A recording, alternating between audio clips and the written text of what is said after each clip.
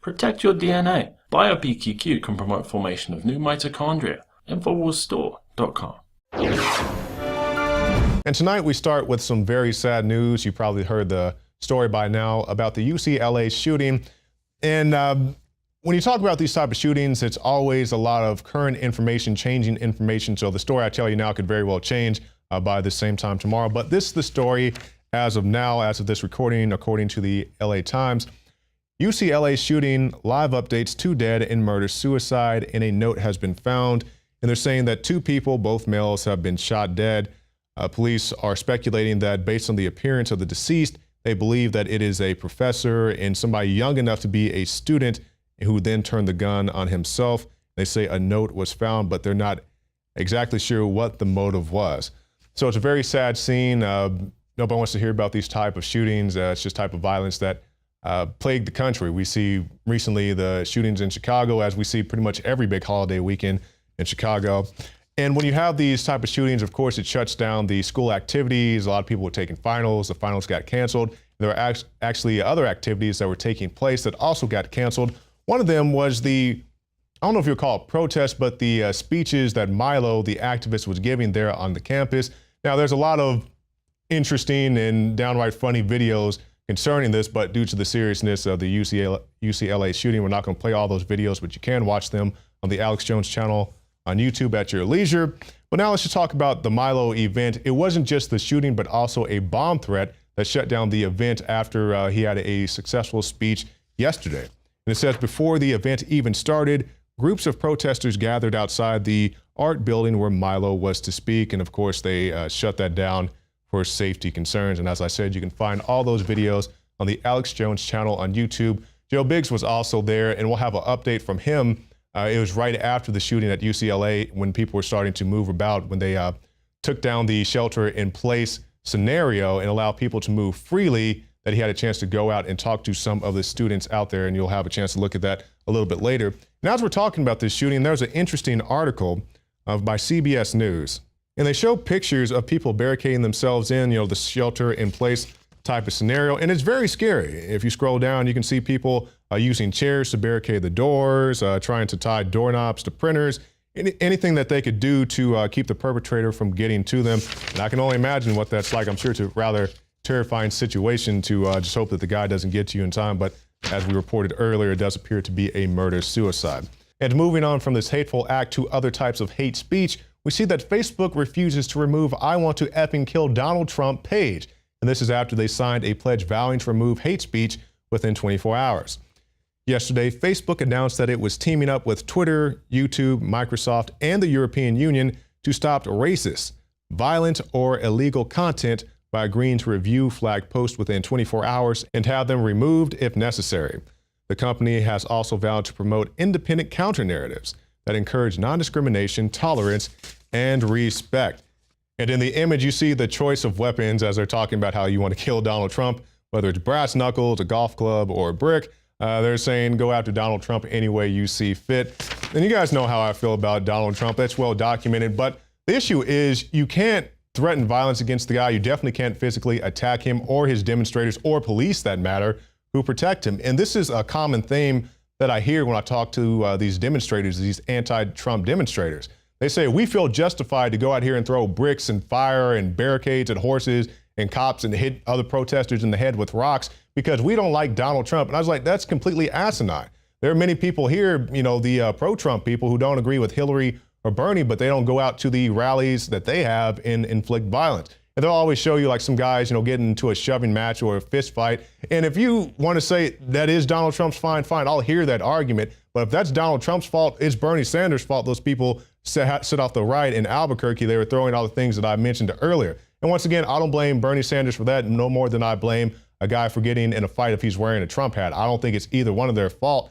But the issue is you have to have some type of accountability, and these anti-Trump people just do not have it. And honestly, they're driving people to Donald Trump when they do these type of actions. They feel justified. They're so self-righteous, these social justice warriors, to go and inflict violence on people they don't even know because they don't like a political candidate.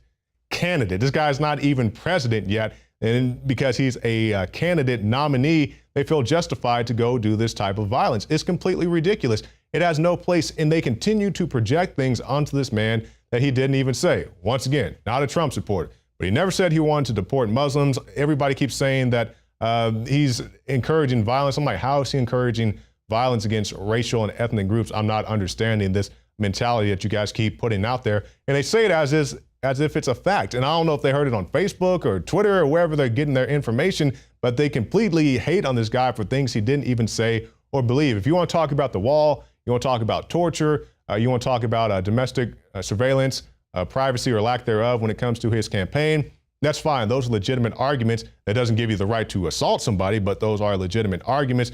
But they're not doing that. They're just fighting all these phantoms and these straw men that they use to project their hate onto this political candidate. And that's a very long-winded way to talk about our next article as we talk about Facebook.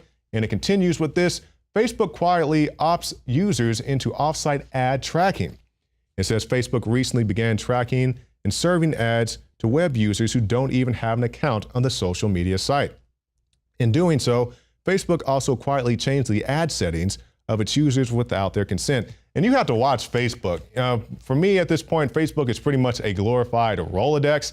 I just use it if I lose my phone number or something like that. I don't do too much of my conversations on Facebook, but they always change something. It's like at least one thing a year. They'll change your settings or they'll change a policy or something else. So you have to be very careful if you do choose to use Facebook. And they have this quote from the Wall Street Journal: "Our buttons and plugins send over basic information about users' browsing sessions. For non-Facebook members, previously we didn't use it." Andrew Bosworth, vice president of Facebook's ads and business platform, told the Journal, "Now we'll use it to better understand how to target those people." A lot of people don't want to be targeted, and if you told them flat out, they would just refuse, but you're not doing that. You're using these sneak tactics to go in there and track people who aren't even members of your site when they're not even on your site. It's completely ridiculous, and they feel justified in doing so. We've all seen it.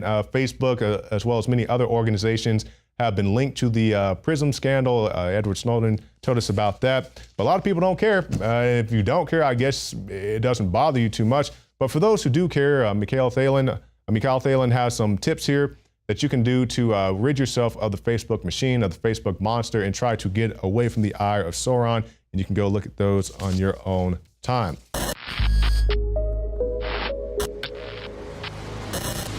Buckley, tell us about Alexa Pure Breeze, discounted over 25% off as an introductory promotion. It's the Alexa Pure Breeze. It's an energy-efficient HEPA ion cluster air purification system. It has a 4-stage purification process. It has a HEPA filter, pre-filters, and a carbon-activated filters. And the most amazing thing about it is that it has this patented ion cluster technology that kills airborne microbes with a final byproduct of clean water, not ozone. Because there's a lot of units out there that do that will sterilize the air, they will take out toxins and microbes, but you always come back into the room and you have that ozone smell. And as a matter of fact, if you leave a room sealed and you have one of those running, toxic. It is toxic and it's kind of dangerous. So this is non-toxic. It's a beautiful unit. It really looks good. I mean, it will look beautiful in your house in a corner. The Alexa Pure Breeze, which operates as a fan, it's super quiet, it cleans the air.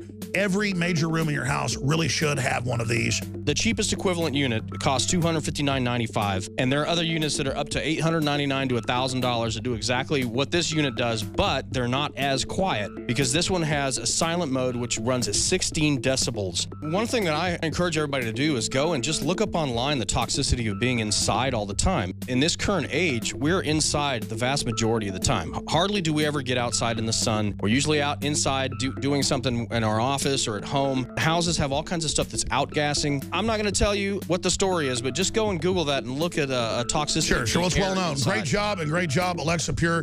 Infowarsstore.com, InfowarsLife.com for all the nutraceuticals. Buckley, thank you so much, my friend.